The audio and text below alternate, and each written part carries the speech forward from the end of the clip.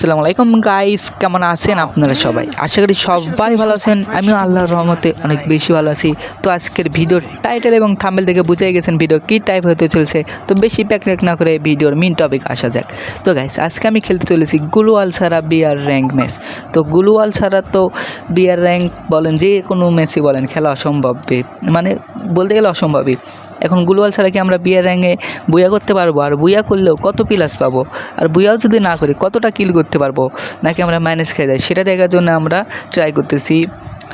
আর আমরা তার ভিতরে করোনা ক্যারেক্টার নিয়ে নিয়েছি, কারণ এটা শিল্ডের বাঁচাবে। আর আমাদের গ্লোয়ালে যে বাটনটা ছিল সেটা আমরা সরা দিছি, ম্যাপের কাছে দিয়ে দিছি, কারণ ম্যাপে আমার বেশি কাজ নেই শুধু এনিমি দেখার জন্য।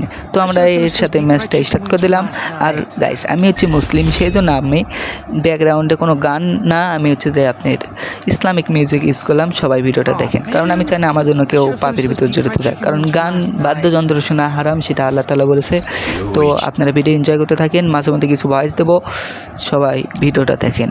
وعروسة النور تاج البدر يبرزها نجما يشع بأنوار وأنوار مبارك زوجها جاءت على درر زوج النقاء بتتويج وإبهار كل القلوب تناهت في السنة فرحا بالحسن يبرق في حسن وإصرار كل القلوب تناهت في السنة فرحا بالحسن يبرق في حسن وإصرار على جبين سعادتي وأفكاري تجري الحروف بأنشاط وأزهار هذه هيا قد سرت للسعد في أمل تروي الجمال بألحان وأطيار أسماء ترسمها الحان الوفاء. তো গাইস, দেখতে দেখতে আমাদের ম্যাচটা স্টার্ট হয়ে গেছে। আর আমরা নামছি হচ্ছে পিকের সাইডে, কারণ এখানে যদি আপনি বুয়া করতে চান এবং ভালো কিল করতে চান, এখানে নামে একটু লুটটুট করে নিয়ে এনিমি মারতে পারবেন। কারণ সোজা যদি আপনি ডাইরেক্ট পিকেতে নামেন, মরার সম্ভাবনা অনেক বেশি থাকে। তো এখান থেকে আমি একটু লুটটুট করে এনিমিকে মারার উদ্দেশ্যে যাবো। আপনারা ভিডিওটা দেখেন। نجما يشع بأنوار وأنوار مبارك زوجها جاءت على درر زوج النقاء بتتويج وإبهار كل القلوب تناهت في السنة فرحا بالحسن يبرق في حسن وإصرار كل القلوب تناهت في السنة فرحا بالحسن يبرق। মোটামুটি লুট করে আমি পিকের দিকে যাইতেছিলাম, কিন্তু আমার এনিমি দেখতে সমস্যা হইতেছে, সে কারণে ম্যাপটা আমি গুলওয়ালের কাছে আনলাম আর গুলওয়ালটা থুয়ে দিয়েছি ম্যাপের কাছে। তো পিকেতে একটু যাই, দেখি কি হয়। তো গাইস, পিকেতে আস্তে আস্তে দেখি আমার এখানে রিভাইভ বাড়ায় নিতেছে একটা পোলাই, মানে রিভাইভ পয়েন্টে বসলে তার রিভাইভ কাউন্ট একটা বেশি হয়ে যায়, কারণ সে 2-3 বার মরলেও সমস্যা হবে না।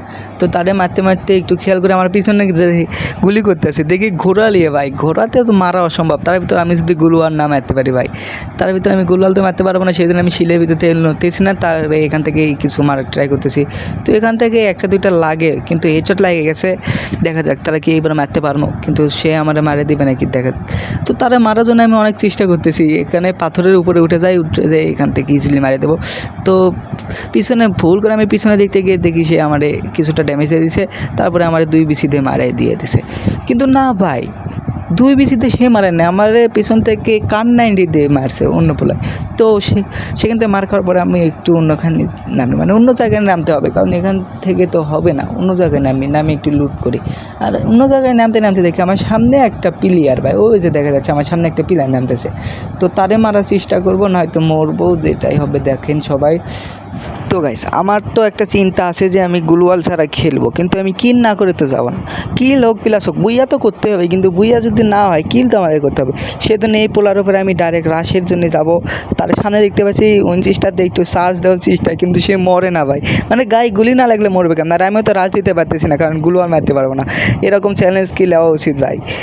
আমি লিয়ে গেছি ফাইসা, কিন্তু সে আমার উপর এখন মনে হচ্ছে রাজ দেবে। একটু করোনাটা মারে নেই, করোনা পড়েছে আর বসে গেছে। আমার হেলথ দেখেন নাই, কিন্তু তারে আমরা মারিয়ে দিছি। মনে হয় সে একটু ড্যামেজ খাওয়াইছিল, কিন্তু তার ড্যামেজ দিল কে?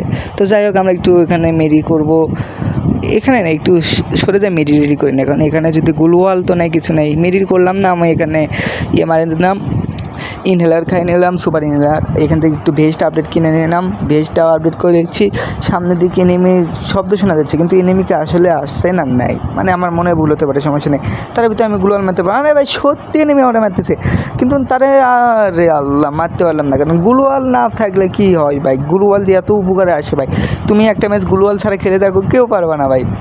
তাও আমি কোনো রকম একটা কিল করে আমি মাইনাস কত খেলাম, 16 মাইনাস দিছে ভাই। তো বুয়ে আনা তো সম্ভব হলো না, কিলো একটা হইলো মাইনাস হলো। তো গাইস এরকম যদি আপনাদের চ্যালেঞ্জিং ভিডিও ভালো লেগে থাকে, সবাই চ্যানেলটা সাবস্ক্রাইব করে কমেন্টে জানাতে পারেন। আর এরকম ভিডিও যদি আপনাদের পছন্দ হয় আরও আনবো ইনশাল্লাহ, সবাই সাপোর্ট করেন। আল্লাহ হাফেজ।